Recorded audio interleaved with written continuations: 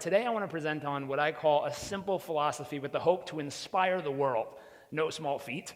But inspire the world to do what, which would be the question, and inspire the world to go out and live their dream life, to do what it is they know in their gut, their soul, their feelings, their emotions, their spirit, whatever that element they tap into, to go do what they know they're made for on this planet. And what's interesting is all of us have those inklings, those feelings, those moments in life where you see something or you hear something or you feel something, and you're like, oh man, I've always wanted to try that.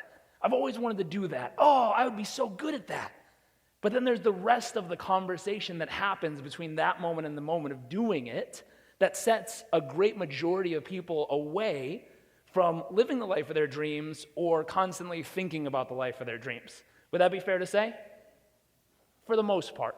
And in saying that, I think there's only three things that really set someone apart. And it's a three-part philosophy, which is right on the screen behind me, which is really simply the way most people learn things. And the only way I would overestimate to say that this is what I think it is because I grew up in an industry that inspires people to live their dreams. Literally, my very first personal development event was in my mom's belly. She was going through a seminar teaching people how to break through their fears. So I would say through osmosis, I picked something up through that. My first fire walk in my dad's arms was 3 months old, and it brought me all the way to where I am today, watching these philosophies being taught to people and always looking for what's the difference. Why does some of the people show up at an event like that, take something, immediately use it, go live the life of their dreams and show other people how to do the same? While other people go to those events, get all inspired, all fired up, excited, leave, and 6 months later come attend again because nothing changed. Like, what happened there? Why did some make it and some didn't? And my belief is they followed this philosophy but didn't get the middle piece, which is so important. They got the first step, which was they learned all the tools they needed. They understand it cognitively in their mind. They didn't get the second step. They didn't actually go live what it took to actually close that gap from where they are to where they want to be. But their heart was so big, they were so inspired that they immediately wanted to jump to step 3, which is I learned something so great and I want to share it with everybody. The only challenge with that is people stare at you and they say, wow, your actions speak so loud, I can't hear a word coming out of your mouth. You're telling me all these amazing things you learned, but you're not doing any of them. Why in the world should I trust you? Versus those people who went out and lived it, their actions were speaking so loud, they started to inspire the world around them without even knowing it. They never once went to go preach or tell someone around them, here's what you have to do, or try this, or do this. They were just doing it so much, people were like, dang, I got to try that. Because it was working, it was getting the result. And I started to realize, wow, what caused people to miss out on that middle step, which is living it? They learned it, they wanted to give it, but they never lived it. And I said, well, let me rewind and figure out where am I? Because I was guilty of this as well. I learned so many great things growing up that I immediately wanted to share it with everybody. And I even built a business originally around this concept until I started to realize that the gaps I had were based on the fact that I wasn't really applying some of these things that I had learned. So right now, everything I'm about to share with you, I'd ask you to ask yourself 3 questions consistently throughout the whole presentation. 1, how well do I know this? Do I know this information he's telling me right now cognitively? Do I know this information enough that I'm living it physically in my behavior? Or do I know this information enough that because I'm living it so much, so congruently, so consistently, that I'm literally giving it to the community around me and inspiring them to do their own piece of it by living it so much in my life? How well do you know it? Do you just know it? Do you live it? Or are you literally giving it because you're living it so well?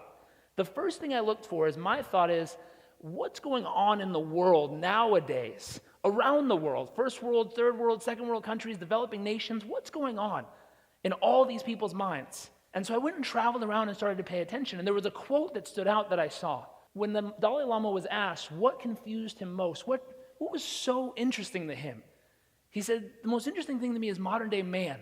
They trade all of their life to try to get money, only to spend all of their money to try to get their life back. Not only that, they spend all their time so anxious about what's going to happen next that they never experience now.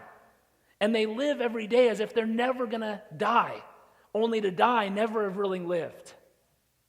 And I thought about that. I said, wow, that's so true. And I said, is it just true in modern day first world nations? I said, yeah, it's definitely true there.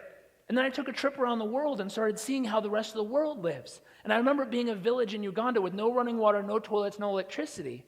And in that own village, there were still people so concerned with status, so concerned with trying to get the next cool thing, so concerned with all these stuff that they weren't even experiencing the beauty of life that they had. There was a village I went and visited in Panama. And while we were visiting, it's such a beautiful, peaceful place. And while we were there, one of the people who brought us said, you know what's so interesting? This village will no longer exist in 10 years. I said, why is that? And they said, because the young people don't value the beauty of what they have here. The connection, the family, the community. They don't value it. They see what all these other people have in their standard schools and all these other places, and that's what they're trying to get out of here to go do. This will not exist in 10 years. And it made me stop and think, what are the cherished, magical, incredible things we have in our lives right now that we pay no attention to because we're so busy trying to get the next thing, status, job, promotion, the next level, that 10 years from now, those magic moments, those incredible people, those incredible experiences or opportunities will no longer exist only because we don't take time to notice them. And in looking at that, I looked around and I said, what are the major lessons that people have literally forgotten about in society nowadays? Young people in particular. And when I say young, I mean 50 years old or younger. You're still young if you're in your 50s. So if you're 50 years old or younger, I think it's fair to say that a lot of people have forgot about a handful of these lessons I'm about to share with you. First lesson number one, is what I call hard work. I think most people, young people, 50 years old or younger, have forgotten what true hard work is. And when I mean hard work, I mean the type of work, and I'll give you an example how I went and learned it. Type of work that you wake up like I did at 4:30 in the morning, you go, you work out in the gym to get ready for the day, you eat breakfast, you get in the car, you drive to the side of the freeway, you get picked up by a van of other workers, you drive an hour to this lumber yard, you get out, you stack lumber all day, you keep going even when you're tired and you're like, am I done? Nope, there's another pile. And you stack lumber all day, you come home physically, mentally, emotionally exhausted, you go to the gym, work out, eat dinner, pass out, do it again 6 days a week for 3 months. In the beginning, it's easy. Hard work is easy in the beginning. It's a challenge. You're proving something to someone. You're showing people how tough and strong and capable you are. It's the halfway point that kills people. It's not the boulder. It's the pebbles. The boulder is the big opportunity to show yourself what you're capable of. The pebble is that moment halfway through a hard job where you start thinking stuff like, I'm better than this. I should get paid more than this. I can't take that job. I have a degree in something. And you start to tear down the opportunity in front of you instead of learning about leadership. Leadership says, not you live in my kingdom, therefore I'm in charge of you. Leadership says, you live in my kingdom, therefore it's my job to serve you. People who want to be leaders of companies don't realize you have to start with the mindset that if I'm going to get under this company, I have to be able to put everything on my shoulders and work every aspect of this to know that I can. Not that you have to stay there, but to know that you can provide those opportunities. You can step up and deliver in the moments needed. I look back at hard work, and halfway through, I started to not love it anymore. And my question became, not only how do you make it through hard work, but how do you fall in love with hard work? Because if you listen to anyone who's made it, according to all these people who've done incredible things, whether it's a J.K. Rowling and her authorship story through challenges all the way up, or whether it's a mother in a village in Uganda who had to raise 3 kids on her own, she's going to tell you that it is hard work along the way. How do you fall in love with hard work? There's simple things. Number one, you have to learn how to shift your perception, how you view it, what it is you're doing. Number two, you have to shift your procedure, how you physically go about it every day to make it something exciting and fun that you can be passionate about. I did both, and all of a sudden this became the greatest job and opportunity on earth. I realized that most people in unemployed situations would kill for an opportunity like this one back here to give them the opportunity to provide for their community, fall in love with it, stepped up and delivered. From there, I said, what else would I have to learn? And I started looking around in society and realizing so many people had so much, but didn't appreciate hardly any of it.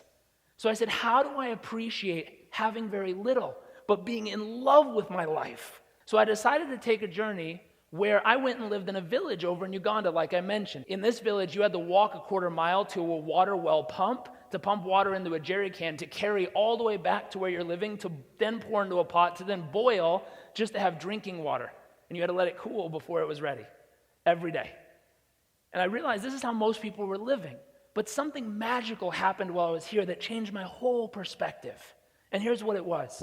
Every morning, this was where I lived, there was my hospital cot, and there was a window next to it. Every morning I woke up and pushed open these shutters right there, and I'd watch the sunrise, the most beautiful thing, the sunrise over the landscape and out of that window. It was beautiful. And every single morning when I woke up and watched the sunrise, there was this little old man that would start off at the front doorstep of the clinic right out my window, and he would inch his way down this path, clearing the leaves. He'd go all the way down the path, he'd get to the main road at the end, turn around and work his way all the way back. And every single morning, he did it. About 30 days in, I got so curious about this guy. I'm like, I want to know why he does it. So I went over there and I found someone to translate, and I asked them, I said, ask the man, why do you do what you do? And she looked at me and looked at him and said something, and he said something back, and she says, because I'm supposed to. When us Americans travel, we tend to think if they don't understand us in another language, we must not have been speaking loud enough. So I said, no, why do you do that? And the lady looked at me like, really? She looked at me and thought for a second and then looked at him and said something. And he, all of a sudden, without even speaking the language, I saw the effect I was looking for. And the effect was he went, and I was like, I don't know what he said, but that's what I'm looking for. Like that piece, the joy, the excitement, the passion behind it. Like, what was that? And she said, the reason, he said, this is interesting. And she said, the reason I do what I do from him, the reason I do what I do is I believe every human being, whether it's a small child about to enter this world or a sick or elderly person about to leave this world, deserves a clear path to do so. And I was shocked because I met someone that did something so simple, that had such depth of meaning behind it. I met a man who was living his passion and changing the world in his own way simply by sweeping leaves. And I remember standing there and being in awe, thinking if I wanted to change the world, if I wanted to inspire millions, if I wanted to do all these huge things, it had to be this big, huge, giant thing. Until I realized the second lesson was learning to find deep purpose and meaning in all that you do, especially the small stuff. Because this man lived in a village with no running water, no electricity, no toilets. He was in his 80s, and he lived the most purpose-filled life of anyone I've ever met by doing little things in service to the community around him and finding deep meaning and purpose in it. While I was there, I got another lesson. This one not as nice. If you know what this is, those are blood cells, and while I was in this village, I had one of these guys land and lay this in my blood. What happens is those are eggs inside of those cells, and every 8 to 10 hours they hatch and do this to the cell. Eesh, not good. And by the time I made it to the doctor, I was stubborn, saying, I believe in holistic medicine. I'm not going to touch your medicine. Leave me alone. I'll be fine.